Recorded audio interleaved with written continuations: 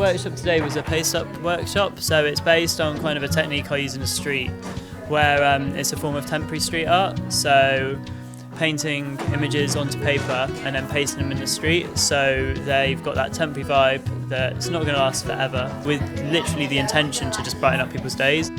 The art's going to go in the shop front of White & Sons shoe shop in Sidmouth, and yeah, I've spoke to them and they're all kind of a bit nervous about it. But I kind of explained, like, you've really enjoyed making it, so if people are going to be walking past, they're going to enjoy seeing it. So we've kind of intentionally made real kind of bright, happy work. I felt really excited but scared at the same time, just in case I kept messing up and got a little bit embarrassed. If you're stressed, I feel like art and drawing is the best way to release the stress. How I've done it was I drew it first, like didn't do all the detail first, just did a little quick sketch. And then I started painting over with white acrylic paint, so it would pop out a little bit more. And then I started to colour in the shapes first, and while I was drawing it, I thought about what I should do for the colours. The main thing about my picture is obviously there's a sea fairy on it, and she's very colourful, and she kind of guards the ocean. She takes care of the fish and the sea. She doesn't really like it when you catch narwhals and dolphins for aquariums. And basically, if you abuse the sea, then she will come and she will give you a talk about why you shouldn't abuse the sea. I saw how Steve McCracken, on his seagulls, he puts in streaks of colour, and I really enjoyed that, so I wanted to do it on my sea fairy too. I imagine jellyfishes from Finding Nemo, so because I loved that movie when I was little, so honestly it makes me feel great because I want to have a career out of it. It focuses you so much, it takes your mind off things as well. I think it's just important to take care of the planet because, over the years it's not really been a thing people thought about. When I think of ocean, sea life comes to mind, and I think sea life fish, and so I drew a fish, and it started off quite basic and then started adding things. I suppose you have more creativity because you're not told what to draw.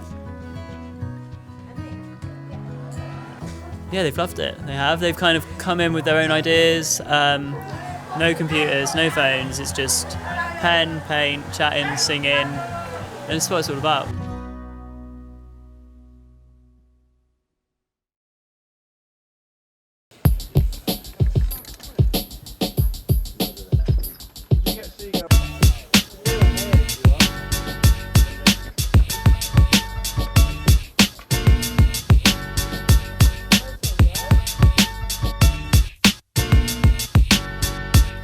Remember who the artist is who you've met? Steve, yeah, Steve McCracken. He's been doing these lovely birds around Sidmouth. He's really inspired us as well. But with his birds, it's really colourful and very bright, vibrant, and it's got a lot of different colours. When we drew it, we were just starting off as just the world, and then we sort of wanted it to be more abstract instead of just blue and green. And we realised that actually the world isn't just blue and green, it's more than just that. And it's changed quite a lot. I don't actually think I'm very good at art. Then as soon as we got down here and started spraying, we realised actually it doesn't really matter if you're good or not. It's just about letting your emotions out and letting your creativity take control of you.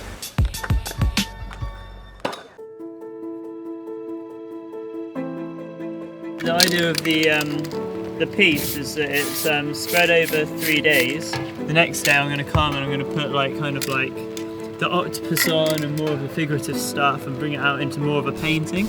And then on the third day I'm going to add my paste-up street style with the seagulls and the birds. In a lot of my work, I like the idea of symbolism and repetition and text-based stuff. That looks cool, doesn't it? So it's all good.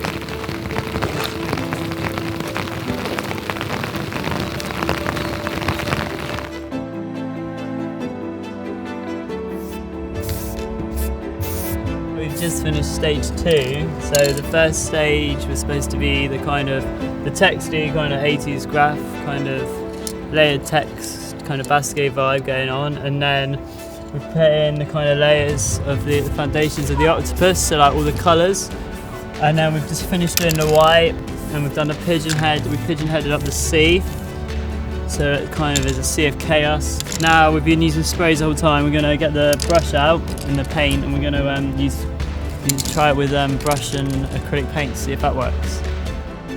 All you do is you highlight the colour, you pull the colour in, and then you put the white on the top, and then you go over it with the black lines, and then that makes a shape. So then when you go over it, little bits of colour come through. So that bit of white against the black will be really, from far away, it will be really striking. Oh, we just need to go back up and do 3 more lines.